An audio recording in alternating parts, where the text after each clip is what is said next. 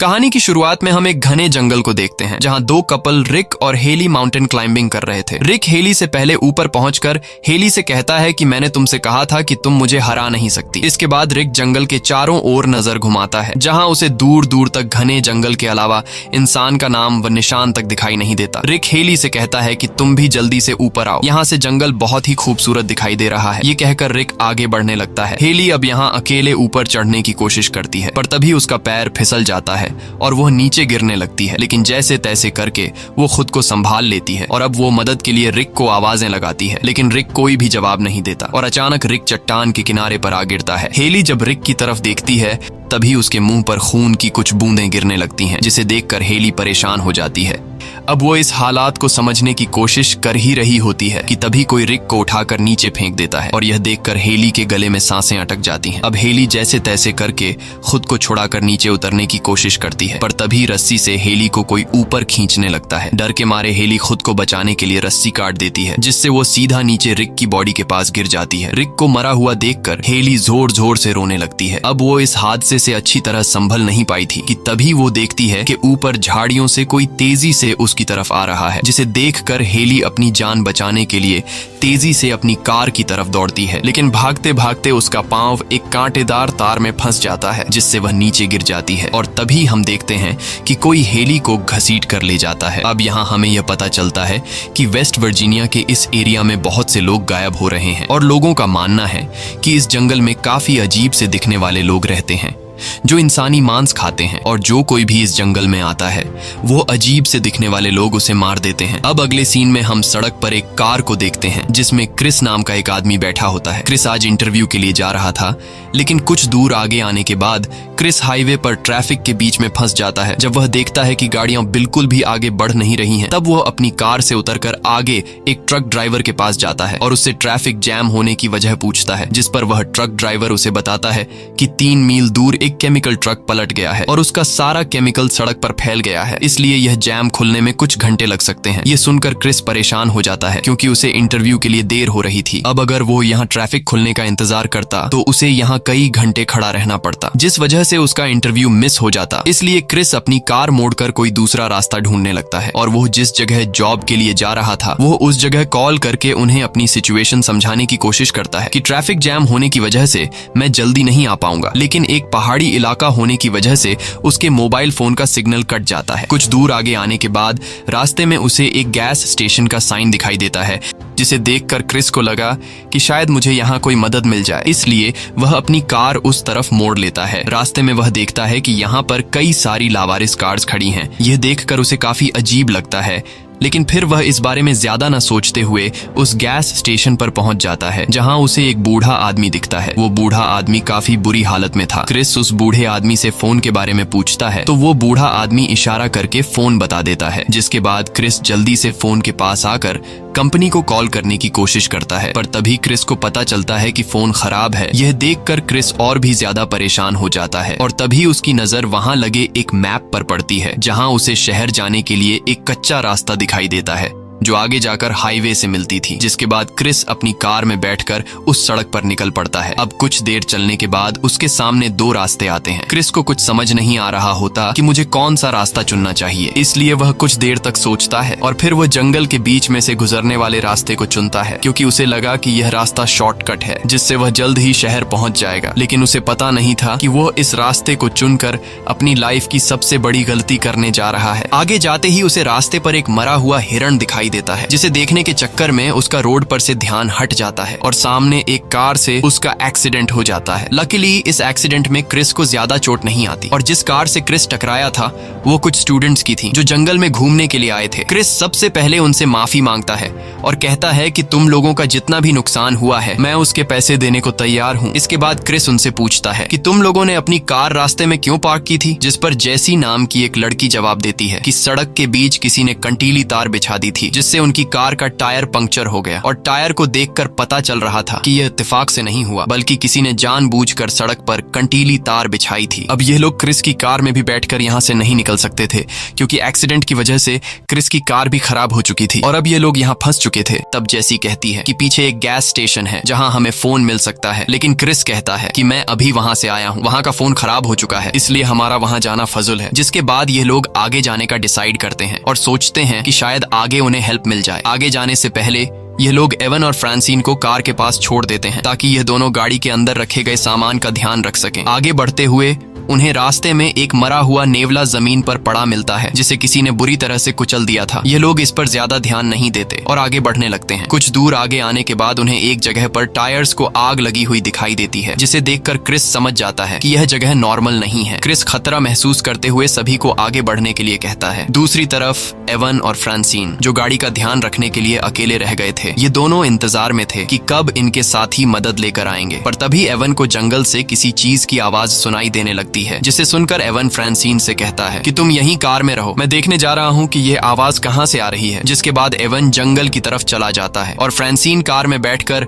Avon का इंतजार करने लगती है, लेकिन इंतजार करते करते काफी देर हो जाती है और एवन वापस लौटकर नहीं आता। इसलिए फ्रांसिन एवन को ढूंढने जंगल में चली जाती है। आगे बढ़ते हुए उसे एवन का जूता मिलता है। ये देखकर फ्रांसिन को कुछ समझ नहीं आता कि एवन ने अपना एक जूता यहाँ क्यों छोड़ा है और कुछ दूर आगे जाने के बाद उसे जमीन पर एक कटा हुआ इंसान का कान दिखता है और उस कान में रिंग्स देखकर फ्रांसिन समझ जाती है कि यह एवन का कान है। ये देखकर फ्रांसिन बहुत ज्यादा घबरा जाती है और वो समझ जाती है कि यह जगह खतरे से खाली नहीं है। अब इससे पहले कि फ्रांसिन वहां से भाग पाती तभी पीछे से एक आदमी उसे पकड़कर मार डालता है। दूसरी तरफ वो लोग आगे बढ़ते हुए सड़क के एंड तक पहुंच जाते हैं जहां से आगे कोई रास्ता नहीं था, इसलिए वो लोग जंगल के अंदर जाने लगते हैं। कुछ दूर आगे आने के बाद उन्हें सामने एक घर दिखाई देता है जिसे देखकर ये लोग काफी खुश हो जाते हैं क्योंकि उन्हें लग रहा था कि शायद यहाँ हमें हेल्प मिल जाए। अब ये लोग जब इस घर के करीब पहुंचते हैं तो वहाँ उन्हें आसपास बहुत सारी कार्स दिखाई देती हैं जिसे देखकर उन्हें काफी अजीब लगता है। अब यहाँ क्रिस इस घर का दरवाजा नॉक करता है लेकिन अंदर से कोई जवाब नहीं आता, इसलिए अब ये लोग खुद ही अंदर चले जाते हैं। अंदर जाकर ये लोग देखते हैं कि यह घर बहुत ही बुरी हालत में है। इसे देखकर ऐसा लग रहा था कि इस घर की कई महीनों से सफाई नहीं हुई है। खाने का टेबल बहुत ही गंदी हालत में था। अब यहाँ ये लोग फोन या रेडियो ढूंढने के लिए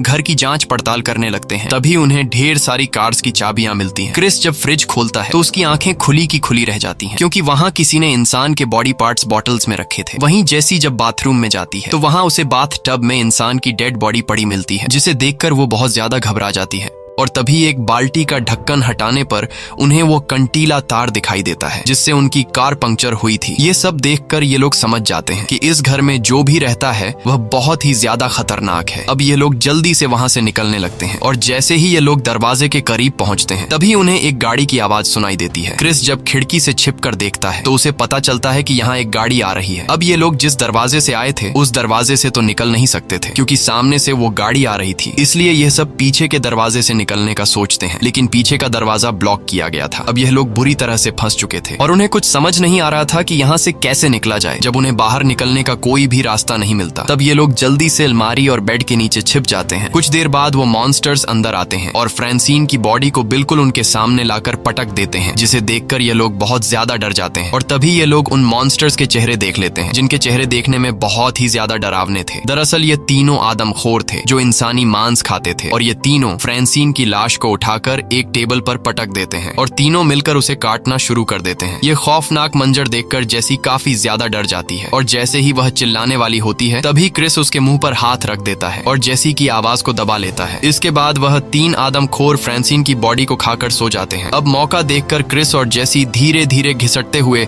बेड के नीचे से निकलते हैं और इन दोनों को देखकर कार्ली और नताशा भी अलमारी के पीछे से बाहर आ जाते हैं और यह चारों दबे पांव वहां से निकलने लगते हैं। अब तीन लोग तो बाहर निकलने में कामयाब हो जाते हैं, लेकिन आखिर में जैसे ही क्रिस निकलने वाला होता है तभी उसकी हलचल से एक आदमखोर की आंख खुल जाती है और वह क्रिस को देख लेता है। अब क्रिस जब समझ जाता है कि आदमखोर ने मुझे देख लिया है तब वह तेजी से वहां से भागने लगता है। ये चारों दौड़ते हुए जंगल की तरफ जाने लगते हैं, लेकिन अब वह आदमखोर भी गाड़ी में बैठकर उनका पीछा करने लगते हैं। यह लोग भागते भागते एक ऐसी जगह पहुंचते हैं जहां बहुत सारी लावारिस गाड़ियां खड़ी थी। अब यहाँ क्रिस गाड़ी में बैठकर यहाँ से निकलने का सोचता है और जब वह हर एक गाड़ी को स्टार्ट करने की कोशिश करता है तो वहां मौजूद सभी गाड़ियां खराब थी। अब ये लोग सोच ही रहे होते हैं कि यहाँ से कैसे निकला जाए कि तभी वहाँ आदमखोर अपनी गाड़ी में पहुंच जाते हैं, जिसे देखकर यह लोग गाड़ियों के पीछे छिप जाते हैं। लेकिन उन आदमखोरों को पहले से पता था कि वह लोग गाड़ियों के पीछे छिपे हैं, इसलिए यह 3 आदमखोर उनकी तरफ बढ़ने लगते हैं। अब यहाँ क्रिस के दिमाग में एक आइडिया आता है। वह अपने साथियों से कहता है कि मैं यहाँ से भागकर उनका ध्यान भटकाऊंगा और जब वह लोग मेरे पीछे लग जाएं, तब तुम लोग उनकी गाड़ी चुरा लेना। अब प्लान के मुताबिक क्रिस चिल्लाते हुए उनका ध्यान अपनी तरफ करता है और सीधा जंगल की तरफ भागने लगता है। लेकिन तभी एक आदमखोर सीधा उसके पैर पर शूट कर देता है, जिससे क्रिस नीचे गिर जाता है। अब वह आदमखोर क्रिस को मारने के लिए आगे बढ़ते हैं। तब कार्ली क्रिस की जान बचाने के लिए दूसरी तरफ भागने लगता है, जिससे आदमखोर उसे देख लेते हैं और अब आदमखोर कार्ली के पीछे लग जाते हैं। मौके का फायदा उठाते हुए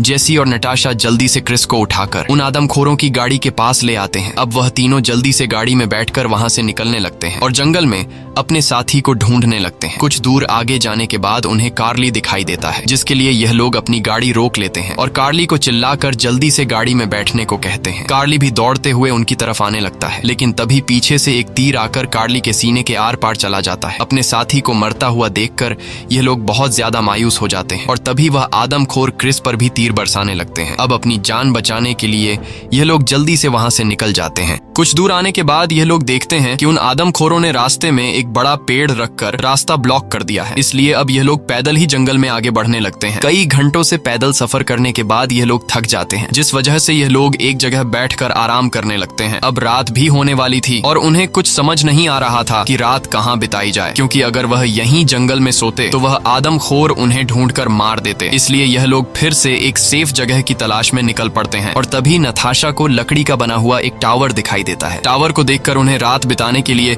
एक सेफ जगह मिल जाती है। इसके बाद यह लोग उस पर चढ़ जाते हैं। ऊपर टावर से जब वह देखते हैं तो उन्हें चारों तरफ दूर दूर तक जंगल दिखाई देता है। टावर की जांच पड़ताल करने पर इन्हें एक फ्रस्ट्रेटेड किट मिल जाती है, जिससे नताशा क्रिस के पैर में पट्टी कर देती है। वहीं उन्हें एक रेडियो भी मिलता है, जिससे ऑन करके यह लोग बाहर की दुनिया से कांटेक्ट करने की कोशिश करते हैं, पर उन्हें कोई भी जवाब नहीं मिलता। इस बीच क्रिस देखता है कि वह 3 आदमखोर उन्हें ढूंढते हुए टावर के पास पहुंच गए हैं। उन्हें देखकर यह लोग चुपचाप बैठ जाते हैं और उनके जाने का इंतजार करते हैं, पर तभी कोई रेडियो पर उन्हें जवाब देता है, जिसकी आवाज नीचे मौजूद 3 आदमखोर सुन लेते हैं और वह समझ जाते हैं कि यह लोग ऊपर टावर में छिपे हैं। जिसके बाद आदमखोर ऊपर टावर पर चढ़ने लगते हैं। अब अपनी जान बचाने के लिए क्रिस टावर में अंदर आने का रास्ता ब्लॉक कर देता है। अब कुछ देर तक शांति हो जाती है और उन्हें लगने लगता है कि शायद आदमखोर यहाँ से चले गए, पर तभी इनके टावर में धुआं होने लगता है, जिससे उन्हें पता चलता है कि उन आदमखोरों ने टावर को आग लगा दी है। अब यह लोग बुरी तरह से फंस चुके थे और उन्हें अपनी मौत दिखाई देने लगती है। क्रिस कहता है कि अगर हम यहाँ रहे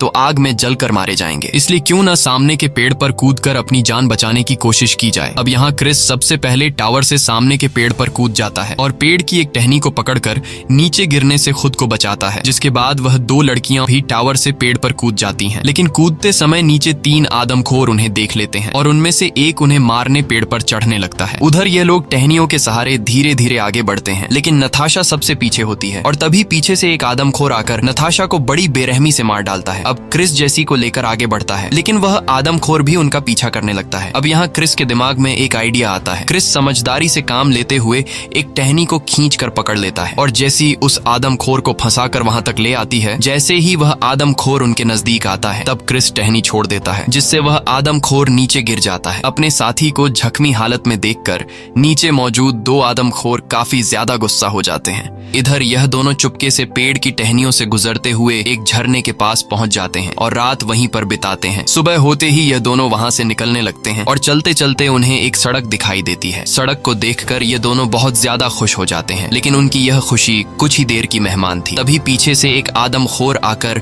क्रिस पर हमला कर देता है, जिससे क्रिस ढलान से नीचे लुढ़कने लगता है और वह आदमखोर जेसी को पकड़कर अपने साथ ले जाता है। तभी क्रिस को रोड पर पुलिस की कार दिखाई देती है, जिसे देखकर क्रिस जल्दी से पुलिस की गाड़ी के सामने पहुंचता है। दरअसल रात को जब रेडियो से उन्होंने मदद मांगी थी, तब उस पुलिस वाले ने उनकी मदद का सिग्नल सुन लिया था, इसलिए वह उन्हें बचाने के लिए आया था। अब इससे पहले कि क्रिस उस पुलिस वाले को सब कुछ बता पाता, तभी पीछे से एक तीर आकर पुलिस की आंख फोड़ देता है। ये देखकर क्रिस बहुत ज्यादा घबरा जाता है और वह जल्दी से उसी पुलिस की गाड़ी में बैठकर वहां से निकलने लगता है, लेकिन कार की चाबी पुलिस के पास थी। अब क्रिस उस पुलिस वाले की जेब जेब से चाबी निकाल नहीं सकता था क्योंकि वह आदमखोर क्रिस के काफी करीब आ चुका था। इसलिए क्रिस खुद को बचाते हुए झाड़ियों के पीछे छिप जाता है और तभी वह आदमखोर पुलिस की लाश को उठाकर गाड़ी में डाल देता है। और जैसे ही वह गाड़ी को स्टार्ट कर वहां से जाने वाला होता है तभी क्रिस जल्दी से उसकी कार के नीचे आकर कार को कसकर पकड़ लेता है, जिसके बाद आदमखोर कार को अपने घर की तरफ ले जाने लगता है। वहीं उन्होंने जेसी को घर पर बांध रखा था और अब यह लोग जेसी को जिंदा पकाने वाले थे। तभी बाहर वह दूसरा आदमखोर भी आ जाता है जिसके गाड़ी के नीचे क्रिस छिपा हुआ था। वह आदमखोर